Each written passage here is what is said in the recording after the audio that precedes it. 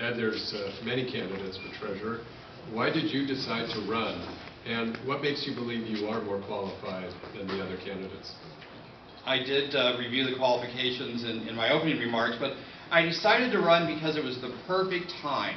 And sometimes the opportunity just aligns itself. As I had noted before, back in the 90s, I worked directly with Hal Pittman for 5 years. I had an interest in the job and an understanding of it then, but as Hal evolved and he brought in Larry Matheny, who was anointed to succeed him, I was actively involved in some of the county economic development associations. I was working within the city and helping with some of the quality of life and arts initiatives, serving on commissions, elected to city council. I would not have run had I been on city council because I don't think you leave one responsibility for another or another opportunity. But having this opportunity, having the position open, and having my qualifications, it was the right time to run, and I took that opportunity. Okay. And many people think of the treasurer as collecting the money for the property tax payments, but beyond that, the treasurer tax collector is responsible for managing the investments of the counties and many cities and special districts. What in your background, you've talked about some of your background, but what specifically has prepared you to understand the intricacies of investing such a large sum of money? And you might tell us how large that sum is. Actually, the annual tax collection is $1.1 billion.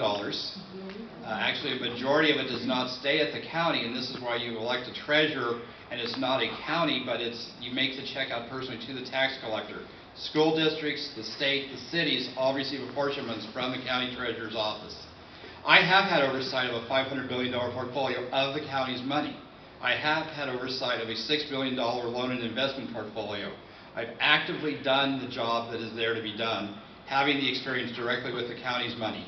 The investment portfolio itself ranges anywhere from $500 to $700 million, depending on the tax collection cycle. And so that is the amount of money that you work with, interfacing with department heads, interfacing with the agencies that receive apportionments, making sure that while you invest the money, you invest it soundly under very strict state mandated guidelines, by the way. So the county doesn't have complete, or the treasurer, complete carte blanche in making those investments, but when you invest them under the guidelines, the other thing you have to be sure of is that they're available when they're needed, and so cash management and time flow is important. Okay. Ed, why don't you tell us a little bit about yourself other than when you're busy analyzing money? So what do you like to do when you relax? And are you computer savvy enough for the job? Is there something else? Yes, I am computer savvy enough, working and certainly in financial management, you do have very high standards of both the use of technology and the use of the investment and accounting principles. A little bit more about myself. I grew up in the San Fernando Valley in the little town of San Fernando. I attended Sylmar High School, and I think very interestingly, the year of the 1971 earthquake was my senior year, so that was a rather exciting time in life, I'll say. I went to undergraduate at USC and received a business degree. I have an MBA from Claremont University Center. And I guess what I do in my spare time is I'm one of those people who have always just liked to volunteer and be involved. I was a hall monitor in elementary school. I worked in the office. I've been a member of service clubs. I'm kind of a service junkie. I don't know how else to describe it, although I'm glad the sheriff left before I said that. I like to be involved. I've been in, USC football is still a passion of mine. I like to just help in the community, the arts, quality of life, affordable housing. You name a committee, I think I've joined it. Well, certainly one of the comments that's going to be made about your candidacy is a question about the city's loss of $20 million in deposits to the Lehman Brothers and Washington Mutual. And perhaps you could share with us how that happened and why you still feel you're well prepared to take this job. Well, first, to correct the record, it was $10 million. Okay. There was $5 million to Lehman Brothers, and there was $5 million to Washington Mutual. And those are investments in moderate short-term commercial paper. The city and the county cannot invest in stock under the state mandates, but you are able to invest in commercial paper, commercial midterm notes.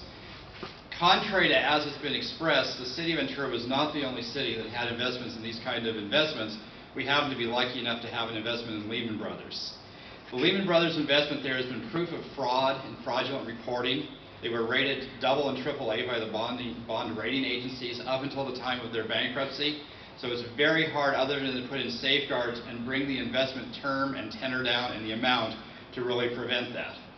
The other things that I would note is that while I was at the city and on the Audit and Finance Committee, the city of Ventura was the only public agency in the county to have its bond and debt ratings improved. We went from an A- to a double, from an A+ to a double A-, and I'm very proud of that fact, and that was because of financial management and financial oversight. So there are a few things else. The other thing that's very important to recognize, and this has not been a fact that gets out, although I know I've talked to a lot of you about it, these investments were in long-term capital projects. It did not impact the operating fund. I was not happy about the loss, nor was any other council member, but I'll tell you, at the end of the day, that was a 6% cut in the city's portfolio, and I would have loved to have gone home in December of 2008 and opened up my 401k statement and only had a 6% decline. So we made the best of the situation. We recaptured the money. We're pursuing Lehman Brothers legally, and the perspective is that you just have to be very diligent and be very watchful of these situations.